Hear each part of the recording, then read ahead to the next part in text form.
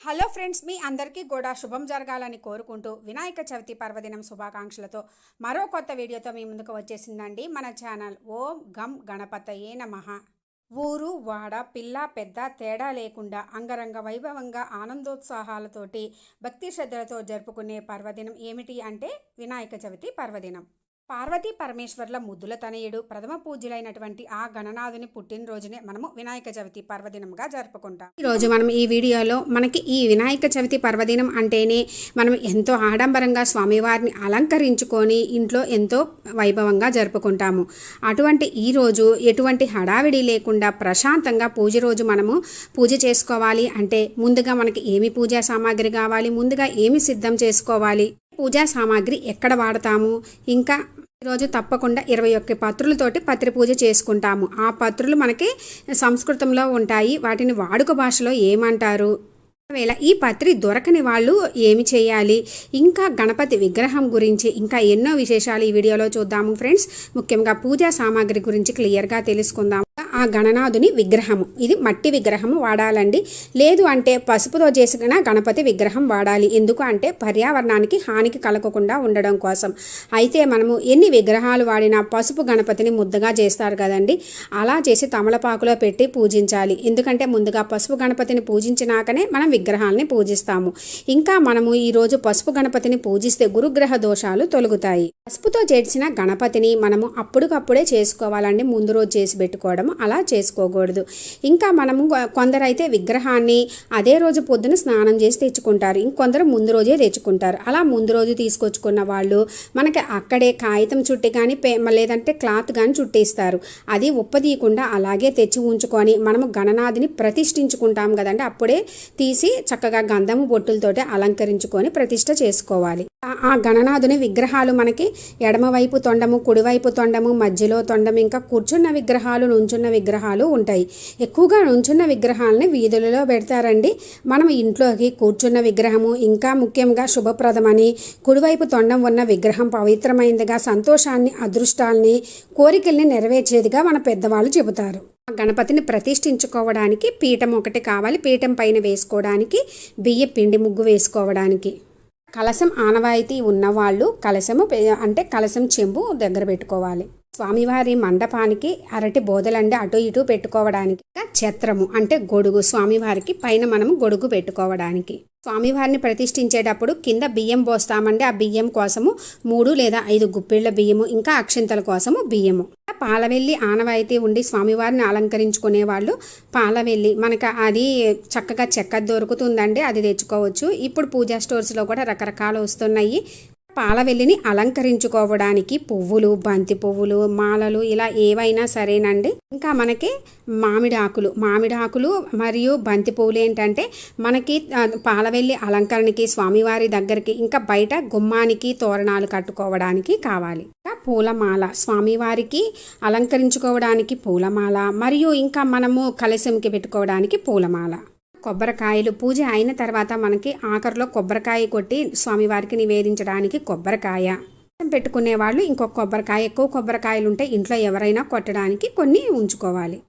పసుపు, కుంకుమ, గంధము, అక్షింతలు, విడి పువ్వులండి స్వామివారికి పెట్టుకోవడానికి. మనకి అక్షింతలు పువ్వులతోటి స్వామివారికి అష్టోత్తరము ఇవన్నీ చదువుకునేటప్పుడు మనకి పువ్వులు, అక్షింతలు, గంధము ఇవన్నీ కావాలి.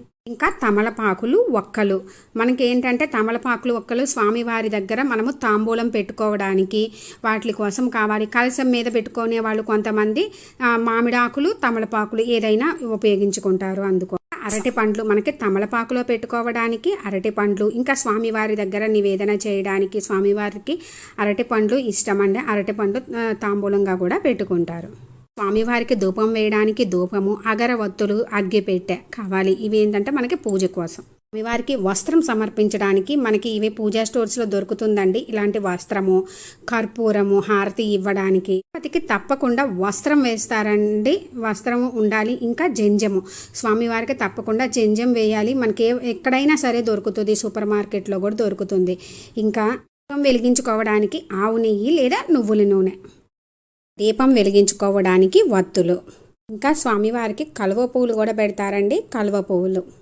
పాలవెల్లి అలంకరణ కోసము మరియు మనము స్వామివారి దగ్గర రకరకాల ఫ్రూట్స్ పెడతాము కదండి, ఫ్రూట్స్ కోసము కొన్ని ఫ్రూట్స్ పాలవెల్లి కోసము జామ, దానిమ్మ, సీతాఫలము, వెలగపండు, మారేడు, బత్తాయి, మొక్కజొన్న, ఉమ్మెత్తకాయ, అరటి ఇలా మీకు దగ్గర ఉన్నవి తీసుకొచ్చుకుంటాం. అంటే పైన కాడలాగా మనం కట్టుకోవడానికి వీలుగా ఉన్నవి మనకి దొరికిన కాయలు ఏవైనా తెచ్చుకోవచ్చండి. ముఖ్యంగా వెలగపండు, మారేడు కాయ ఇవైతే ఉండాలి అని చెబుతారు.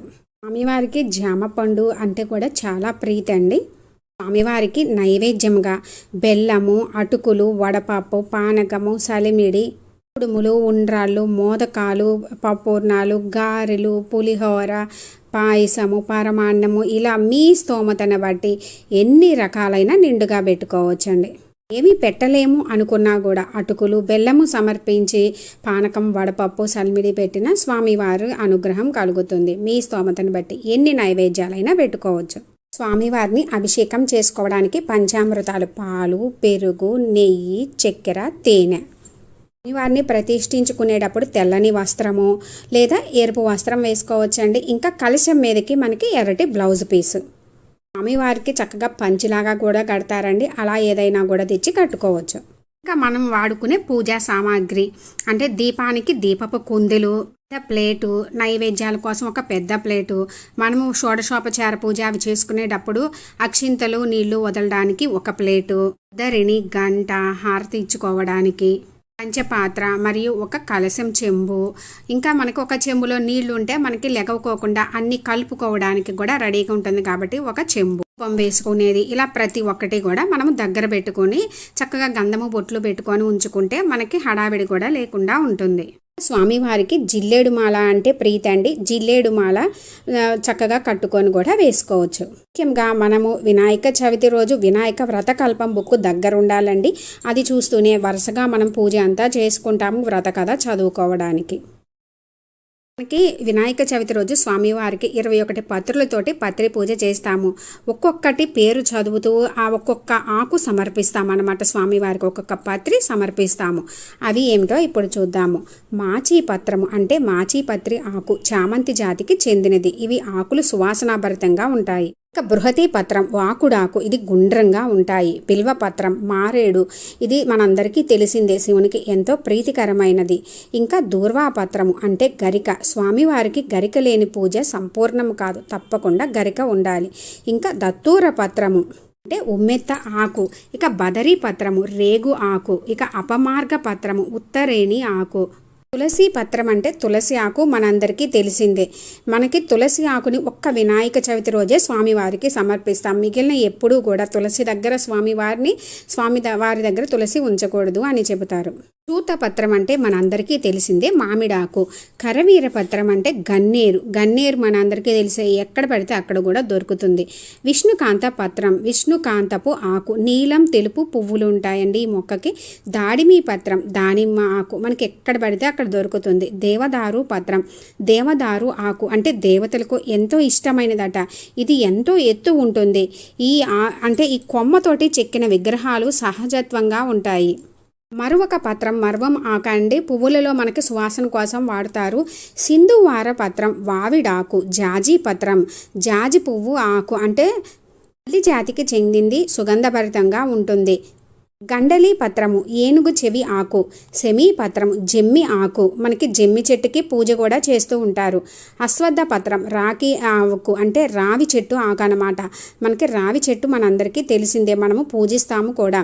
అర్జున పత్రము మద్ది ఆకు. అర్క పత్రము జిల్లేడు ఆకు.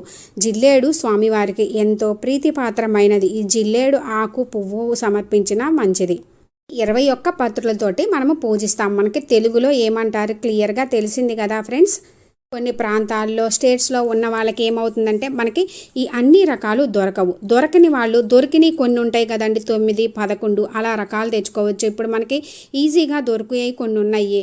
దానిమ్మ ఆకు, గన్నేరు, సీతాఫలం ఆకు, ఇలా తులసి ఆకు, గరిక ఇలాంటివి తప్పకుండా అయితే దొరుకుతాయి. వాటితో కూడా పూజించుకోవచ్చు.